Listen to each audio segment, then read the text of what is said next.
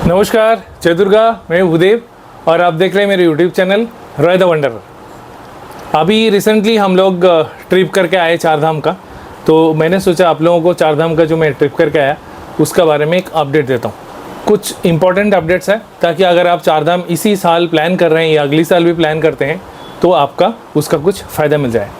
हमने चारधाम यात्रा करीब 2 महीना पहले प्लान किया था। जैसे हमने मई में गया था तो हमारा मैक्सिमम सब कुछ हो गया था मार्च तक। हमने ट्रेन का बुकिंग किया पहले, तो ट्रेन का बुकिंग के हिसाब से फिर हमने एक ट्रैवल एजेंसी को कांटेक्ट किया। तो हमारा जो ट्रैवल एजेंसी था वो था Bharat holidays, Bharat booking holidays. अभी हमने क्यों किया ट्रैवल एजेंसी? क्योंकि चारधाम यात्रा में हम जाने वाले थे 2 फैमिली, 4-8 मेंबर। और वहाँ पे ऐसा है कि जो होटल या जो एकोमोडेशन है और गाड़ी जो बुकिंग करना है वो सेल्फ करेंगे और कोई बुकिंग कंपनी का थ्रू अगर करेंगे तो ज़्यादा डिफरेंस नहीं है, बहुत ही कम डिफरेंस होता है। तो हमने सोचा उतना झंझट करने से अच्छा है कोई ट्रैवल एजेंसी का थ्रू करके हम जाएंगे। मेरे लिए ये वाला जो पैकेज टूर था ये पहला पैकेज टूर था। इससे पहले मैं कभी पैकेज टूर में गया नहीं। मेरा साथ जो दूसरा वाला फैमिली था वो कभी गया हुआ था। अभी हमारा हरिद्वार हम पहुँचे, हमने 9 मई को यहाँ से शुरू किया और 10 मई को हरिद्वार पहुँचा दोपहर को करीब 12:30 बजे। हरिद्वार से हमारा जो गाड़ी पहले से हमको बोल के रखे थे, जो हमारा हॉलीडे वाला ही था उनका ही गाड़ी था, वो एजेंसी, उनका गाड़ी से हमें पिकअप किया, हमें होटल में लेके गया। फिर हम शाम को हर की पौड़ी गए, आरती देखे, घूमे, बहुत अच्छा रहा, कोई प्रॉब्लम नहीं हुआ। फिर वहाँ से नेक्स्ट डे हमारा जो फर्स्ट था वो था यमुनोत्री। तो हम नेक्स्ट डे निकल गए यमुनोत्री के लिए। बारकोट में रास्ते में 2-4 जगह पे ट्रैफिक लगा तो हमें पहुँचते करीब 8:30-9 बज गया। और जैसे ही हम बारकोट में पहुँचे, तारीख था 11 तारीख और 10 तारीख से यमुनोत्री ओपन हुआ था और हम वहाँ पे पहुँचे 11 तारीख शाम को। तो भयंकर भीड़ था, बारकोट में ही भीड़ था। बारकोट में अंदर जाते ही हमें करीब टाइम लग गया 1.5 से 2 घंटा। खाली बारकोट से बाहर ही हम थोड़ा इंच बाई इंच आगे जा रहे थे। उसका बाद बारकोट पहुंचने के बाद जैसे हमने होटल पे कांटेक्ट किया तो पता चला कि हमारा जो होटल था वो पहले से ही फुल है, तो जो हमें एजेंसी वाला करके दिया था तो उन्होंने हमें और कोई गेस्ट हाउस पे भेज दिया। तो एक अलग सा किस्सा था वो। तो काफ़ी देर बाद हमें वो ये नया वाला गेस्ट हाउस पे जाना पड़ा क्योंकि पूरा बारकोट फुल था। बारकोट फुल क्यों था? क्योंकि 10 तारीख ओपन हुआ था यमुनोत्री और 10 तारीख को जो क्राउड गया था वो 11 तारीख तक वापस नहीं आया था। पहला दिन आपने सुना होगा इस बार बहुत प्रॉब्लम हुआ था यमुनोत्री पे। जो 10 तारीख, 9 तारीख, 10 तारीख का जो क्राउड था जो ओपनिंग के लिए देखने के लिए गया था वो लोग 11 तारीख रात तक वापस नहीं आए। इसीलिए 11 तारीख रात का बाद, मतलब 11 तारीख रात को 3-4 बजे के बाद बारकोट से ये लोग यमुनोत्री के लिए छोड़ना बंद कर दिया। और बंद करने से क्या हुआ कि हम लोग जो 12 तारीख सुबह जाने वाले थे हम अटक गए, हमें जाने नहीं दिया। हमें ये बताया गया कि आप गंगोत्री निकल जाओ, इधर यमुनोत्री बंद है। और हमारा जो पैकेज था उसमें डेज फिक्स था, हम डेज बढ़ा नहीं सकते थे, उसी डेज के हिसाब से होटल बुक्स था। हमें यमुनोत्री कैंसिल करना पड़ा। तो हम 12 तारीख वहाँ पे जो साइट सीइंग है वो करके 13 तारीख को हम उत्तरकाशी के लिए चला गए। वहाँ से हमें गंगोत्री आना था। तो उत्तरकाशी में भी हम शाम को पहुँचे, होटल में रुके रात को 4 बजे निकले कि हम जल्दी गंगोत्री करेंगे, टाइम पे पहुँच जाएंगे। होटल से निकल के 10 मिनट नहीं हुआ, उत्तरकाशी का जो टनल है टनल पे अटक गया। 2 घंटा टनल में ट्रैफिक रुका हुआ है क्योंकि आगे जहाँ पे काशी विश्वनाथ टेम्पल है उत्तरकाशी का, वहाँ से आगे ट्रैफिक छोड़ ही नहीं रहा था। तो करीब 4-5 घंटे वहाँ पे रुके रहे। हम काशी विश्वनाथ टेम्पल का दर्शन कर लिया। उसका बाद 4 घंटे वहाँ पे रोकने का, 4.5 घंटे वहाँ से रोकने का बाद वहाँ से आगे ट्रैफिक छोड़ा, आधा घंटा जगह फिर से अटक गया। उधर बात करके पता चला कि गंगोत्री के लिए 3 जगह पे और ट्रैफिक होल्ड कर रहा है। वो है एक जगह था भटवारी करके, फिर गंगनानी, फिर हर्षिल। ये तीनों जगह पे 6-6 घंटे का ट्रैफिक होल्ड कर रहा है क्योंकि यमुनोत्री से पूरा ट्रैफिक इन्होंने गंगोत्री में भेज दिया और गंगोत्री पूरा चौकअप हो गया। तो हमने फिर जो हिसाब लगाया, हमें लगा अगर गंगोत्री हम जाते हैं तो गंगोत्री से रिटर्न आते थे हम फिर से 1.5 से 2 दिन लेट हो जाएंगे केदारनाथ के लिए। नेक्स्ट केदारनाथ है और चारधाम का जो मेन टूर है वो केदारनाथ और बद्रीनाथ है। तो हमने फिर सभी का मल्टीपल डिसीजंस था, जबकि मन नहीं मान रहा था, फिर भी मन का गला घोट के हम गंगोत्री से वापस आए। वहाँ से गंगोत्री से हम चले गए केदारनाथ की तरफ होटल से चेकआउट करके। हमने ये सोचा कि केदारनाथ में 1 दिन एक्स्ट्रा स्टे कर लेंगे, केदारनाथ बहुत अच्छी जगह है। तो हम केदारनाथ 1 दिन पहले ही पहुँच गए। वहाँ पे जाके हमारा जो होटल था वो गुप्तकाशी से नीचे था, एकदम गुप्तकाशी का आउटर में। तो गुप्तकाशी हम पहुंचा, वो रिसोर्ट अच्छा था, उस रिसोर्ट का नाम था ट्रिपा रिसोर्ट, दिगंबर करके एक बंदा था, बहुत अच्छा रिसोर्ट, सिंपल छोटा सा छिमछम है पर बहुत अच्छा था। खाना भी उसका थोड़ा सा ज़्यादा मेनू नहीं, ज़्यादा हाइप स्प्रेड नहीं है, लेकिन जितना था खाना टेस्टी और बहुत बढ़िया। उसके बाद नेक्स्ट डे हम सवेरे हमने सोचा कि सुबह थोड़ा जल्दी निकलते हैं, तो हम 3:30 बजे रेडी होके 4 बजे गुप्तकाशी का जो नीचे था वहाँ से हम नीचे से केदारनाथ के लिए निकल गए। तो हमें जाना था सोनप्रयाग जाना था। तो पता चला जैसे हमने निकलना फाटा से पहले ही जैम लग गई। फाटा से पहले जैम में करीब 1.5-2 घंटा लगा। उसका बाद धीरे धीरे सोनप्रयाग से काफ़ी पहले सिरसा करके एक जगह है सिरसा, उस जगह पे हमें ट्रैफिक रोक दिया। वहाँ से केदारनाथ के लिए हेलीकॉप्टर सर्विस भी है। तो उस जगह पे रोक देने की वजह से क्या हुआ, हमको उधर ही करीब खड़े खड़े हमें सुबह 4 बजे निकले थे और वहीं पे हमारा 8:30 बज गया। 8:30 बजे तक वहाँ पे पहुँचे, वहाँ से आगे नहीं छोड़ा था, फटा से थोड़ा आगे था ये। तो वहाँ से फिर हमने सही किया, ये तो छोड़ेगा नहीं जब तक ट्रैफिक बोल रहा है, ट्रैफिक अंदर पार्किंग खाली नहीं है, सब गाड़ी बाहर आएगा तभी ये गाड़ी छोड़ेंगे। तो हमने फिर डिस्कस करके, वहाँ से सोनप्रयाग था 8 किलोमीटर, तो हमने सोचा चलो पैदल ही निकल जाते हैं। तो हमने वहाँ से पैदल चल दिया। देखिए जो केदारनाथ का ट्रैक है वो 16 किलोमीटर पहले था। 2013 में बाढ़ आने के बाद वो जो रास्ता घुमा दिया पहाड़ का उस पार से, उसके लिए वो 22 किलोमीटर हो गया। अभी सोनप्रयाग से गौरीकुंड 6 किलोमीटर रास्ता है, ये जीप जाता है। उसका बाद गौरीकुंड से वो 22 किलोमीटर है, लेकिन हमने सोनप्रयाग पहुँचने के लिए ही 8 किलोमीटर चल लिया। तो धूप था थोड़ा, उसमें 8 किलोमीटर चल के सोनप्रयाग पहुँचे। सोनप्रयाग पहुँच के देखिए बहुत लंबा लाइन है, मतलब ये जो 1.5 से 2 किलोमीटर का लंबा लाइन हो जीप पकड़ने के लिए। तो उस लाइन में हमें लगे करीब 2.5 घंटा। जीप पकड़ के जब हम पहुँचे गौरीकुंड, और गौरीकुंड देख के गौरीकुंड से जब फाइनली ट्रैक स्टार्ट किया तब बज रहा था 1:57। 2 बजे हमने ट्रैक स्टार्ट किया। और हमने मोटा मोटा सोचा था कि 22 किलोमीटर रास्ता है, ये 22 किलोमीटर रास्ता हम पहुँच जाएंगे ज़्यादा से ज़्यादा 8-9 घंटे में। लेकिन हुआ क्या, जैसे ही हम 2 बजे ट्रैक स्टार्ट किया, धीरे धीरे 2:45 बजे के करीब, 2:45-3 बजे आ गया बारिश। और उस रास्ते में घोड़े का इतना ट्रबल है, मैंने उसके लिए एक सेपरेट वीडियो बनाया हो, आप देखना। घोड़े का पूरा रास्ता भरा हुआ है। साफ़ करते हैं, आजकल साफ़ करने वाला है, झाड़ू लगाने वाला लगा रहे हैं, लेकिन वो जाता नहीं है। जैसे ही बारिश हुआ पूरा पुप वाला मड हो गया, कीचड़ हो गया।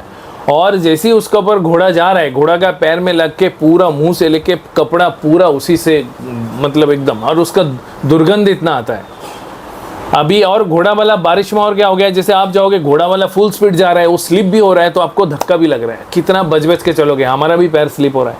30 के जैसे हो गया लेट। फिर बारिश बंद हुआ, थोड़ा गीला भी हो गए थे, अंदर से पसीना, बाहर से हल्का हल्का बारिश। फिर जैसे ऊपर चढ़ते गए हो गया ठंडा, फिर शाम हो गया। तो ये सब होते होते हमने जब लिंसोली तक पहुंचा, लिंसोली तक पहुंचते पहुंचते रात हो गया 8:30, और हमें ठंडी लग रही थी। थक भी गए थे लोग, क्योंकि वो स्लीपरी वे में चला, फिर घोड़े का कीचड़, धक्का पुक्का, भीड़, ये सब करके थक गए थे। तो हम लिंसोली में एक नाइट स्टे कर दिया। हमारे पास 2 नाइट का टाइम था, तो हमने लिंसोली में एक नाइट टेंट में स्टे किया। टेंट भी एकदम बेसिक टेंट, 4 आदमी को ठूस दिया एक टेंट में, उसी टेंट में रुका क्योंकि कोई ऑप्शंस नहीं था, उसमें रुके। फिर लेकिन टेंट बहुत है, रास्ता रुकने के लिए कोई प्रॉब्लम नहीं, कहीं पे रुक जाओ आपको टेंट मिल जाता है। दूसरा दिन सवेरे आराम से शुरू किया। उधर सुलभ शौचालय है, तो वो सब बड़ा साफ़ सुथरा है, पानी का कोई कमी नहीं है, बहुत साफ़ सुथरा मिलता है। खाना भी ठीक ठाक है, ज़्यादा प्राइस नहीं है, थोड़ा सा हल्का ज़्यादा है, बट ठीक ठाक है। सुबह 8:30 बजे हमने शुरू किया, और वही घोड़े का साथ लड़ाई करते करते, कीचड़, घोड़ा, पिट्टू, पालकी, ये सब का साथ लड़ते लड़ते केदारनाथ पहुँचे। और केदारनाथ पहुँच गए करीब 12:30 बजे। और केदारनाथ वहाँ से 6-7 किलोमीटर ही बाकी था। तो केदारनाथ पहुँचने के बाद हमने फ्रेश हुआ। फ्रेश होके दूसरा जो फैमिली था हमारे साथ, वो पहले पहुँच गए थे 5 बजे। वो भी आपार लिंचोली में लुका था, वो लोग 5 बजे शुरू किए, जल्दी पहुँचे। हम थोड़ा लेट शुरू किए, तो वो लोग पहुँच के, वो लोग रेडी होके दर्शन पहले कर आए। 1:30 बजे लाइन में लग के 5 बजे से पहले दर्शन कराए।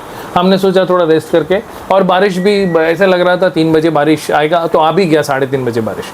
तो हमने बारिश पे दोबारा नहीं निकला, क्योंकि केदारनाथ में टेम्परेचर थोड़ा कम था। तो हम 5 बजे, हमको पता था 5 बजे, 4 से 5 बंद है, 5 बजे फिर से खुलेगा। तो हम 4:30 बजे, 3 से 5 बंद है, 2 घंटा। तो हम 4:30 बजे जाके लाइन में लगा। और उस टाइम पे हमें एकदम लाइन बहुत कम मिला, थोड़ा सा 40 मिनट का लाइन मिला। और दर्शन हमारा बहुत अच्छा हुआ, बहुत अच्छा केदारनाथ जी का दर्शन करें। वहाँ पे आजू बाजू में जितना भी है घूमे, शाम को आरती देखा, वो जो एनवायरनमेंट था बहुत अच्छा था। फिर रात को 8 साढ़े 8 बजे आए, डिनर करे, सो गए। दूसरा दिन सवेरे उठे, वैरमनाथ गए, वैरमनाथ को ट्रैक करा मैं और मेरा दोस्त, फिर वापस आए। दूसरा दिन हम करीब 8:30 बजे वहाँ से चलना शुरू किया, 8:30 9 बजे, 9 बजे वहाँ से डिसेंट शुरू किया और फटाफट उतर गया। हम 3 बजे तक, 3 सवा 3 बजे तक हम नीचे पहुंच गए थे, क्योंकि आधा टाइम हमें बारिश नहीं मिला, सूखा था और डाउन उतरना था। ज़्यादा टाइम एक्सपीरियंस हो गया था, आधा टाइम सबको पकड़ के एकदम ठीक ठाक आ गए, वो पता चल गया था अभी कैसे उतरना है, घोड़े का उपद्रव जो है उसका बाजू से भी कैसे आना है। तो हम पहुँच गए थे। फिर थक तो सारे गए थे, क्योंकि देखो फिर आने का बाद क्या हुआ, जैसे गौरीकुंड में पहुँचा, गौरीकुंड में पहुँचने के बाद गौरीकुंड से सोनप्रयाग के लिए जीप का लाइन लगाना है, जीप के लिए फिर वही 1.5-2 घंटे का लाइन, बहुत लंबा लाइन। फिर जीप पकड़ के नीचे जाओ, सोनप्रयाग पहुंचे, सोनप्रयाग पे पता चला हमारा जो गाड़ी है वो जहाँ पे छोड़ा था हमें उधर ही काटा है, मतलब अभी 7-8 किलोमीटर और चल के जाना है। थोड़ा सा आगे आया था, 3-3.5 किलोमीटर आगे आके रुका हुआ था, तो हमने फिर वही 3.5-4 किलोमीटर फिर चल के गए। तो वो एक बहुत टफ जॉब था, क्योंकि आप जब 22 किलोमीटर करके आते हो, अगला दिन आप करीब 32 किलोमीटर चले हो, ऊपर जगह ट्रैक किए, फिर नीचे उतरे, नीचे उतरने के बाद आपको पता चलता है गाड़ी नहीं है, 5 किलोमीटर और चलना है, वो बड़ा टायरसम होता है। तो इनमें साथ में बच्चे थे, वाइफ था, लेडीज़ था, तो थोड़ा टायरसम था। फिर हम पहुँच गए, तो फाइनली वहाँ पे पहुँचे। वहाँ पे उनके वो ट्रिपर रिसोर्ट में नाइट था हमारा। वो रिसोर्ट में खाना पीना बहुत अच्छा था, तो हमारा मोटा हम लोग नेक्स्ट डे के लिए हम लोग फिट हो गए। फिर वहाँ से हम लोग निकले बद्रीनाथ के लिए। तो बद्रीनाथ में हमारा कि वो हमारे एजेंसी जो होटल किया था वो करीब 150 किलोमीटर दूर था गुप्तकाशी से। हमें नॉर्मली जो जाते हैं बद्रीनाथ पे उनका होटल मैक्सिमम जोशीमठ या उसका आगे करते हैं। हमारा जोशीमठ में इनको होटल मिला नहीं, क्या नहीं पता नहीं, हमारा होटल इसने किया कर्णप्रयाग में, और कर्णप्रयाग से 160 किलोमीटर है बद्रीनाथ। तो अगर बद्रीनाथ में हमें सवेरे पहुंचना है 7 बजे तक भी, तो भी हमें यहाँ से रात को 1:30 बजे निकलना है, क्योंकि पहाड़ी रास्ता है, 150 किलोमीटर में टाइम लगता है और ऊपर जैम भी होगा। तो ये भयानक स्थिति था। और फिर वापस भी इसी रास्ते आना है, क्योंकि हमें फिर रुद्रप्रयाग में जाके स्टे करना था। तो एक भयानक स्थिति, भयानक जर्नी था। वो हमारा एजेंसी ने थोड़ा गुफा हुआ था। फिर हम वहाँ से रात को 1:30 बजे निकल के हम बद्रीनाथ गए। तो खाने पीने का थोड़ा ट्रबल हो रहा था, केदारनाथ घूम के आए तो थोड़ा तबीयत भी सबका ठीक नहीं था। बद्रीनाथ पहुँचे, बद्रीनाथ पहुँच के करीब हम 9 साढ़े 8 9 बजे बद्रीनाथ पहुँचे। 9 बजे बद्रीनाथ पहुँच के देखा ऑलरेडी लाइन लग गया। 5 किलोमीटर 4.5 किलोमीटर का लाइन लगा है। 4.5 किलोमीटर का लाइन लगाने के लिए 4.5 नहीं, हाँ अराउंड 3-3.5 किलोमीटर का लाइन था। वो लगाने के लिए आपको 3.5 किलोमीटर पीछे जाना है, फिर वापस घूम के आना। तो ऐसा करके आके यार बद्रीनाथ में लाइन तो लग गया, ठीक है। उसका बाद मंदिर में इतना भीड़, मतलब आप 4-4.5 घंटा लाइन में खड़े होके घूम के नंगा पैर लाइन में खड़े होके आप आते हो। आने का बाद अगर आपको श्रद्धा के साथ थोड़ा टाइम लेकर दर्शन नहीं मिलते, मतलब पकड़ के आपको हटा रहे हैं, मतलब वो भी क्या करेगा, क्योंकि इतना भीड़ है, उनको कंप्लीट तो करना है, सारे लोगों को कम से कम मंदिर में तो आने देना है। तो उनका भी गलती हम नहीं बोल सकते, लेकिन फिर बहुत बुरा लगता है कि हम दर्शन में नहीं कर पाए इतना टाइम। लेकिन एनीवे मंदिर तक पहुंच गए, वहाँ तक पहुँचने सबसे बड़ी बात है। हम पहुँच गए, दर्शन कर लिए, दर्शन करके वहाँ से आए, रुद्रप्रयाग आए, रुद्रप्रयाग आके रुद्रप्रयाग से आया ऋषिकेश। ऋषिकेश में बहुत अच्छा गंगा स्नान किया, बहुत अच्छा घूमा। उसके बाद फिर हरिद्वार में वापस। ये हमारा मोटा 10 नाइट्स 11 डेज़ का अच्छा प्लान था।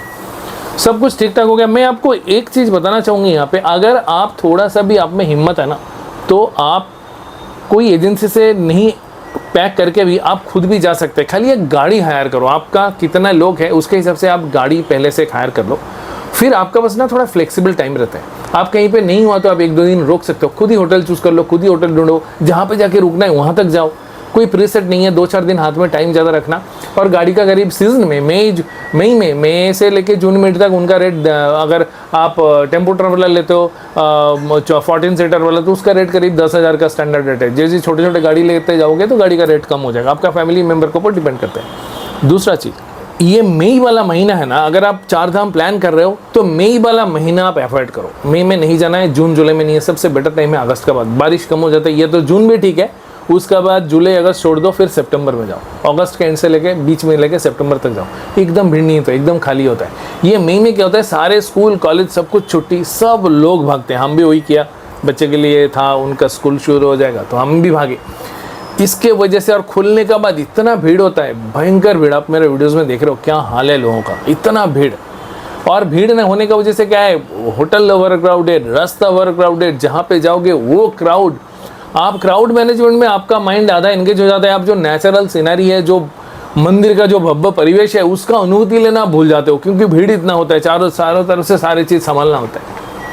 तो ये एक चीज़ है कि आप मई का महीना अवॉइड करो, थोड़ा लेट जाओ, आराम से जाओ। बारिश के महीने भी अवॉइड करो, बारिश में बहुत कुछ होता है वहाँ पे, पहाड़ बारिश में थोड़ा ठीक नहीं है, पिछला 4-5 साल का एक्सपीरियंस बोलता है। इसीलिए बारिश में भी अवॉइड करने का, उसका बाद जाओ, बड़ा आसान से आराम से होगा। तीसरा चीज़, अगर आपको केदारनाथ जाना है ना, तो मैं सजेस्ट करेगा कि आप घोड़ा यूज़ मत करो। अगर आप चल नहीं सकते, आपको इतना ट्रेक करने का नहीं है, तो आप पहले से हेलीकॉप्टर बुक करो। घोड़ा में क्या होता है, घोड़ा में ना क्रूएल्टी ऑफ एनिमल बहुत होता है। घोड़े को ये लोग खाना ठीक से खिलाता नहीं है, नशे का चीज़ देते हैं, और दिन में 3-4 बार, 2 बार तो मिनिमम ऊपर लेके जाते हैं, नीचे लेके आते हैं। मतलब उसको खुद को भी जाना पड़ता है। घोड़े को धक्का मार के वजन लेके, कोई मोटा आदमी इतना होता है, कितने घोड़े को हमने गिरते हुए देखा है। मतलब रास्ते पे ही आदमी का साथ गिरता है, और जो बैठा है सवारी, वो इतना जोर से नीचे गिरता है, उसका कमर में इतना ज़्यादा चोट लगता है। एक आदमी तो गिर गया था, उठ नहीं पा रहा था, आधा घंटा हो गया, उतना ऊपर से धड़ाम करके गिर गया, स्लिप होकर गिरता है। घोड़े का पैर पत्थर में, पीछे का पैर स्लिप हो जाता है और पूरा गिर जाता है वजन का साथ। तो आप सोचो, वो सब वीडियो नहीं ले पाता है, क्योंकि हो सकता है उस टाइम पे आपका कैमरा ऑन नहीं है। जब तक ऑन करोगे तब तक सब साइड में हो जाता है, और ऊपर से वो जो घोड़े वाला है ना, वो लोग भी आपको फोटो लेने नहीं देता है, आपको मना करता है। तो एक तो क्रूएल्टी बहुत है इनका साथ, घोड़े वालों का साथ। और घोड़े वाले क्या होता है, नशा में होने की वजह से खाना नहीं है, इनका भी चलने का ठीक नहीं रहता है, सीधा नहीं चलते, धक्का मार के। और ये लोग भी दौड़ाते हुए लेके जाएगा। फिर वो घोड़े में बैठे हैं, उनका दोनों पैर ऐसे अंदर की तरफ रखना चाहिए, लेकिन रखता है ऐसा। वैसा रखने की वजह से क्या है, सबको रास्ता तो उतना ही है, तो सबको मार मार के जाता है। तो एक अजीब सा सीन है। और वो बारिश हो गया तो कीचड़, अब दोनों ये साइड पूरा कीचड़ भर जाता है उनका पैर से, और आप चलोगे कैसे, इतना लोग धक्का मार रहे हैं। तो घोड़ा अगर आप अवॉइड कर सकते हो, घोड़ा अगर खच्चर, ये 2 चीज़ अगर अवॉइड कर सकते हो आप, तो ही केदारनाथ जाओ। ये मेरा एक एडवाइस है, चल के जाओ।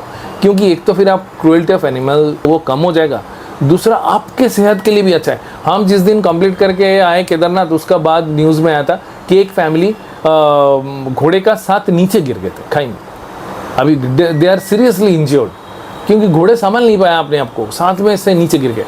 तो ये सारे चीज़, फिर पिट्टू वाले हैं, फिर पलकी वाले हैं, इतने मोटे 4 लोग एक पलकी लेके जाता है। जो ज़्यादा बल्कि होता है, ज़्यादा वजन होता है, 100 किलो के आसपास, उनको पलकी में लेके जाता है। ये लोग पैसा भी बढ़ा लेते हैं, बहुत ज़्यादा पैसा चार्ज करते हैं।